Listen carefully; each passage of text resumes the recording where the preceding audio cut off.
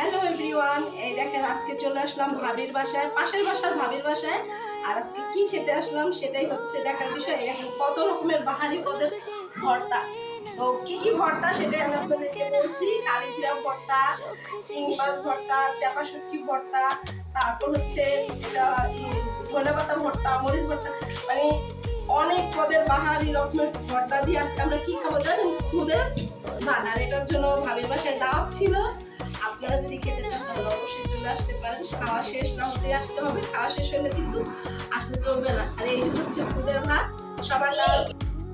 তো এভরিওয়ান, ভর্তা দেখে আর আমার তর সহ্য হচ্ছিল না, দ্রুত খেতে বসে গেলাম তাড়াহুড়া করে। আর এই যে এক এক পদের ভর্তা পাতে নিচ্ছি, দেখেই যেন আমার জিভে পানি এসে যাচ্ছে, বারবার ঢোক গিয়েছে। আর ঘ্রাণে তো আমার পেট আগেই ভরে গেছে। যাই হোক, ভর্তাগুলো আমি অনেক পদে ভর্তা নিয়ে নিচ্ছি, এখন খেয়ে ট্রাই করে দেখবো যে কতটা স্বাদ হয়েছে।